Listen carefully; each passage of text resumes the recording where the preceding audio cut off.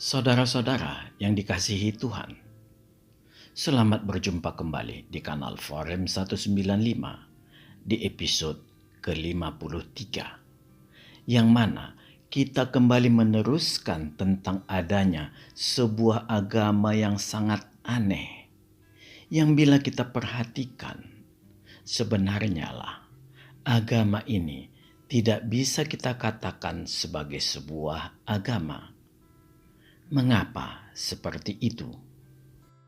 Bila kita melihat isi kitab suci mereka, yaitu Al-Langit, dan pengajaran nabi mereka, yaitu Kutim, maka seluruh manusia normal akan mengernyitkan kening.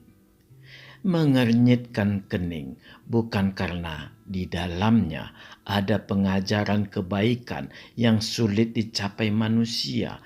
Bukan karena itu. Melainkan agama ini justru membawa manusia menuju titik yang paling rendah dalam nilai moralitas. Begitu jauh bertolak belakang nilai-nilai moralitas di agama ini dibandingkan dengan agama secara umum. Apabila dibandingkan dengan Alkitab dan pengajaran Yesus Kristus, maka yang kita lihat adalah perbandingan bumi dan langit. Pengajaran Alkitab dan Yesus Kristus juga termasuk ajaran yang sangat sulit. Tetapi seluruh manusia mengakui memang itu akan membawa kita menuju tingkat kesempurnaan moralitas. Sebagai contoh, bagaimana mengasihi sesama, mengasihi musuh, dan menaklukkan kesombongan diri sendiri. Inilah hal yang paling penting disadari umat Kutim. Apa mungkin hidup kekal bisa Anda peroleh bila Anda tidak berserah kepada Allah? Penyerahan hidup itu bisa terjadi bila Anda mengikuti ajaran Allah dan kitab suci.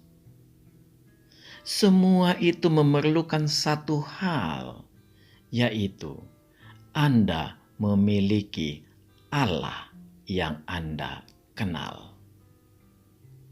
Apakah Anda mengenal Allah Anda? Sayang, tidak sama sekali. Karena Anda menyerahkan hidup surgawi Anda hanya pada pengajar agama Anda dan pada timbangan. Percayalah, Anda tidak mengenal isi Al-Langit.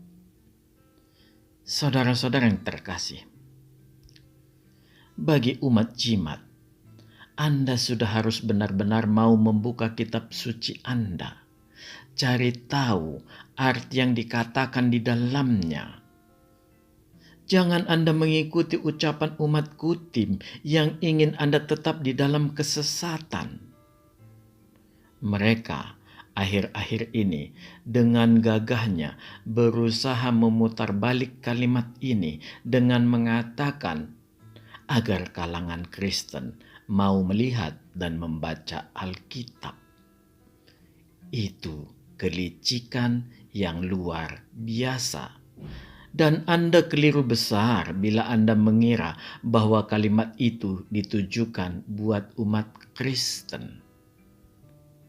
Orang Kristen sangat mengerti dengan isi Alkitab. Jadi, kalimat itu ditujukan untuk mengecoh umat Kutim sendiri. Anda bisa membaca Alkitab dan membandingkan isinya dengan Al-Langit. Bahkan, ayat-ayat yang sering mereka comot dari Alkitab, silakan Anda baca. Anda akan menyaksikan sendiri hanya ada dua kemungkinan, yaitu isinya berbeda atau penafsirannya seenak perut sendiri. Itulah kebiasaan umat Kutim. Dari sini kita melihat betapa sesatnya agama jimat ini dengan memutarbalikkan ayat-ayat Alkitab. Sekali lagi, silakan Anda buka sendiri Alkitab. Jika mereka mencomot ayat, Anda akan tahu seperti apa ajaran Nabi Anda. Saudara-saudara yang terkasih, kita tidak bisa membayangkan bila serangan psikologis agama angan-angan ini berubah menjadi nyata. Mengapa kita mengatakan angan-angan? Karena realitas yang terjadi di alam nyata tidak seperti yang tertulis di kitab suci al-langit. Banyak umat agama jimat berada dalam situasi ambivalen atau mendua hati, yang mana pada situasi ambivalen ini dapat menciptakan manusia berkepribadian ganda. Kepribadian ganda ini dapat menciptakan manusia yang sulit mengontrol nalar secara sehat. Mereka mengikuti agama jimat, tetapi tidak melaksanakan perintah Nabi Kutim dan kitab suci al-langit. Mengapa bisa demikian? Ini disebabkan adanya barrier atau penghalang dari dalam diri manusia sebagai bentuk proteksi akan adanya ketidakbenaran dari ajaran agama ini. Mereka tidak menyadari proteksi yang dilakukan oleh sesuatu yang berasal dari dalam diri manusia ini sebenarnya berasal dari Allah. Ini memperlihatkan Allah sangatlah luar biasa. Memang, dari awalnya Allah menciptakan manusia yang sempurna. Secara kodrati, manusia sebenarnya merupakan makhluk ilahi. Manusia diberi Allah identitas ilahi, segambar dengan Allah. Bagian mana yang segambar? Marilah kita melihat bersama-sama. Saudara-saudara yang terkasih, bila ditelusuri secara mendalam, tampaklah proteksi ini dilakukan oleh hati nurani yang merupakan bagian dari diri manusia itu sendiri. Artinya, berasal dari dalam diri manusia sendiri. Marilah kita mencoba untuk terus melihat kemungkinan-kemungkinan yang bisa terjadi. Mengapa ini kita lakukan? Karena iblis akan terus berusaha mencuri keselamatan yang dimiliki orang Kristen. Sasaran iblis tetap akan mengarah ke orang Kristen. Karena umat manusia di luar Kristen sudah sangat banyak yang berjatuhan. Tetapi orang Kristen berada pada pokok anggur yang berupa tubuh Tuhan Yesus Kristus sendiri. Dan sepanjang kita berada di pokok anggur ini, iblis tidak dapat berbuat apa-apa. Karena Allah lah pemilik pokok anggur itu. Roh Kudus akan membersihkan benalu-benalu dosa dari diri kita di sepanjang hidup kita di dunia. Inilah arti Kristen yang sebenarnya, berada di dalam pokok anggur Allah, yaitu Tuhan Yesus Kristus. Inilah yang tidak diinginkan iblis. Banyak cara dilakukan iblis. Yang paling nyata adalah mengacaukan struktur nalar. Kerusakan struktur nalar bisa terjadi tidak hanya serangan secara real, tetapi lebih banyak diakibatkan psikologis berdasarkan cerita. Saudara-saudara yang terkasih, cerita-cerita yang bersumber dari agama jimat sudah sedemikian luas beredar di seluruh dunia. Kerusakan yang diakibatkannya pada umat manusia sudah sangat banyak tanpa disadari. Bentuk kerusakannya adalah iblis secara halus merubah pola pikir mereka dengan menciptakan adanya Allah yang lain. Kita harus mengakui iblis bekerja dengan sangat luar biasa dan iblis berhasil. Tampaklah sebuah kehidupan yang semu, yaitu kehidupan yang tampak berjalan seperti normal-normal saja. Ini memperlihatkan iblis bekerja dengan amat sangat baik, terstruktur, sistematis, dan masif. Tanpa sadar, seluruh manusia di dunia ini terpengaruh. Inilah yang membuat iblis berhasil menjatuhkan semua manusia ke dalam dosa. Tetapi Tuhan tidak ingin iblis mengacak-acak ciptaannya. Manusia tidak sadar, tetapi Tuhan tahu bahwa hidup manusia sebenarnya berlangsung dengan tidak normal. Banyak yang sudah kehilangan Allah yang benar, Allah yang menciptakan alam semesta, Allah yang memerintahkan seluruh manusia agar mengasihi Allah dan sesama, dan perlahan digantikan oleh Allah versi iblis. Allah turun tangan menyelamatkan manusia. Tetapi iblis juga tidak tinggal diam. Manusia yang seluruhnya sudah jatuh ke dalam dosa ingin direbutnya kembali, ingin dijatuhkannya kembali. Apakah iblis berani berperang melawan Allah? Tidak. Iblis tahu dia tidak akan pernah mampu melawan Allah. Yang dilakukannya adalah memposisikan dirinya dengan melihat bentuk kesempurnaan manusia yang diciptakan Allah. Dengan adanya kesempurnaan manusia ini, Allah tidak ingin mengintervensi hidup manusia tanpa ada permohonan dari manusia itu sendiri. Allah tetap memberi pilihan-pilihan di hadapan manusia untuk memperoleh keselamatan. Percaya kepadanya atau tidak, hanya itu.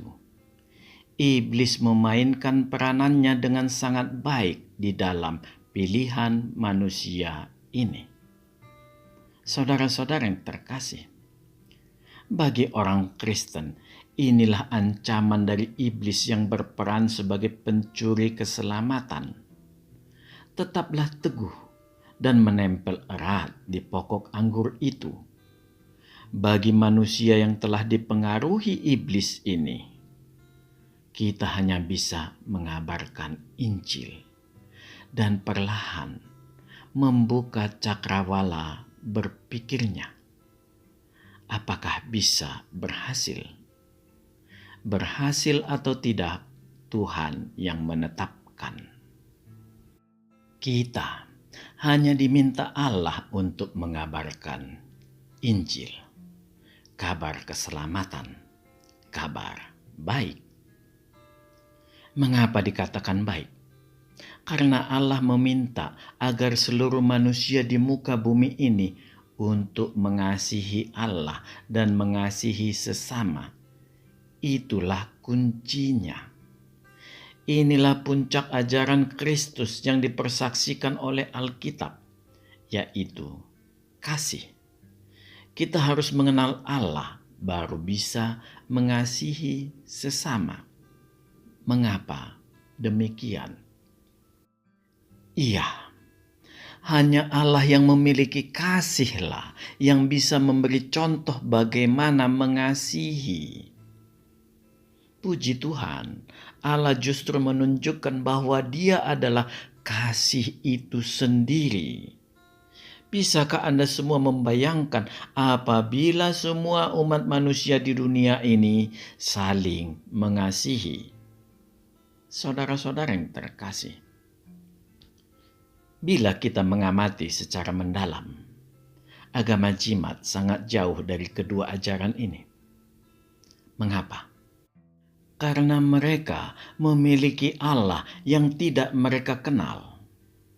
Kalau mereka kenal berdasarkan ajaran al-langit, hati nurani mereka akan menolak.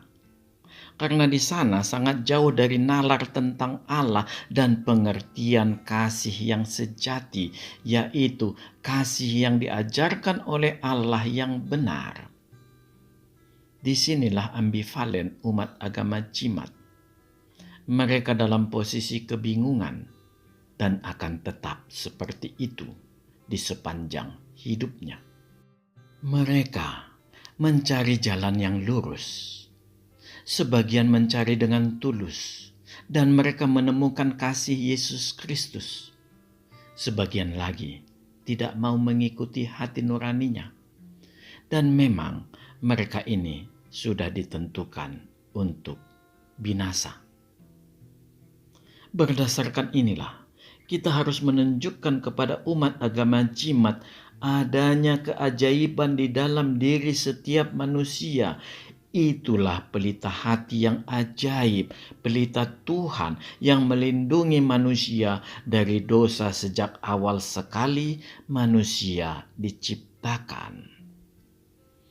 Ini yang harus kita bantu untuk menyalakannya. Iya, minimal kita menyalakan roh manusia yang ada di dalam hati setiap manusia. Roh manusia inilah gambar Allah, roh yang esensinya tidak sama dengan roh Allah, tetapi tetap milik Allah. Roh manusia ini berasal dari Allah ketika menciptakan manusia. Dititipkan Allah sepanjang manusia masih hidup. Bila manusia telah mati, roh manusia ini akan kembali ke Allah. Roh manusia inilah yang dipakai Allah untuk memeriksa seluruh hati manusia. Karena ditempatkan Allah di dalam hati. Saudara-saudara yang terkasih, dengan roh manusia inilah Allah dapat berkomunikasi dengan manusia. Karena berasal dari Allah, maka roh manusia ini tetap suci. Sekalipun manusia berkelimang dosa, hanya sinarnya yang meredup karena terhalang dosa, tetapi tidak pernah bisa padam. Roh manusia hanya bisa menyampaikan suara kebenaran. Ini sangat jelas terasa berupa penolakan ketika manusia pertama sekali hendak melakukan dosa. Ada penolakan dari dalam diri manusia ketika hendak berbuat jahat. Kebiasaan kita melakukan dosa terus-menerus membuat roh manusia atau pelita hati ini mulai memudar cahayanya, tetapi tidak akan pernah mati. Sinarnya yang akan semakin meredup di bawah himpitan dosa. Bagi banyak manusia, suara roh manusia ini dikenal dengan nama suara hati nurani yang murni. Hati nurani yang murni inilah yang membuat manusia dapat berbuat baik. Hati nurani yang murni inilah yang melahirkan karakter dan budaya yang baik, karena dia berasal dari Allah. Kejatuhan manusia ke dalam dosa membuat manusia cenderung untuk melakukan dosa. Manusia tidak mampu keluar dari lumpur dosa. Manusia membutuhkan pertolongan dari luar. Suara roh manusia inilah yang didengar Tuhan. Pelita hati kita inilah yang dilihat Tuhan, dan Allah berkenan menolong. Saudara-saudara yang terkasih, marilah kita membantu membuka nalar seluruh manusia yang dipengaruhi iblis. Tidak perlu melalui mujizat-mujizat. Tuhan tidak meminta kita menjadi tukang jualan obat. Seluruh dunia paham bahwa Allah mampu melakukan mujizat. Dan sebenarnya di dalam seluruh aspek kehidupan manusia penuh dengan mujizat yang berlangsung setiap hari, bahkan setiap saat. Allah hanya menginginkan kita sebagai pencerah, sebagai pelita dalam kegelapan, atau sebagai garam. Berawal dari membuka nalar mereka, lalu meminta mereka berpikir sehat, kemudian mengasah akal budi mereka. Bila akal budi mereka sudah semakin baik, maka bisa kita yakinkan bahwa suara hati nuraninya sudah semakin baik. Artinya roh manusianya sudah mulai memancarkan sinar. Ini pasti terjadi dikarenakan akal budi merupakan produk dari roh manusia. Dengan menyalanya titik sinar dari hati manusia berupa percikan cahaya roh manusia, maka Allah akan mampu berkomunikasi dengannya. Sampai di sini sudah menjadi tahap di sisi Allah dan manusia yang bersangkutan itu sendiri. Allah yang akan menuntunnya menjadi bagian dari pokok anggur Allah. Memang Allah kita menempuh cara yang terbalik dalam hal menebus dosa dibanding dengan kejatuhan manusia ke dalam dosa. Manusia dari kesempurnaan jatuh ke dalam dosa. Proses yang sebaliknya dilakukan Allah. Allah menyembuhkan secara total. Saudara-saudara yang dikasihi Tuhan, penginjilan seperti inilah yang harus dilakukan oleh orang Kristen. Kita harus mengasihi mereka, karena Allah menginginkan semua manusia diselamatkan. Umat ini hanyalah korban dari permainan iblis. Mereka membutuhkan dokter. Ribuan tahun agama jimat diwariskan turun-temurun yang sudah berlalu dan menjadi korban biarlah berlalu. Penghakiman Kristus bagi mereka. Ini sudah masuk ke ranah prerogatif Allah. Alkitab memang bersaksi banyak yang diselamatkan, tetapi banyak juga yang akan binasa. Ini yang harus kita bantu untuk menghindarinya, supaya mereka bisa bersama-sama dengan kita masuk ke hari peristirahatan Tuhan, bersama-sama berada di pangkuan Bapak Abraham, dan bersama-sama juga menantikan tahta pengadilan Kristus. Bagi yang percaya dan setia kepada Tuhan Yesus Kristus, tidak akan mengalami tahta penghakiman Tuhan Yesus Kristus, melainkan tahta pengadilan Tuhan Yesus Kristus, yang mana tahta pengadilan hanya ditujukan bagi umat yang percaya dan setia agar memperoleh upah kehidupan kekal berupa mahkota kehidupan. Sedangkan tahta penghakiman Tuhan Yesus Kristus ditujukan bagi iblis dan pengikutnya.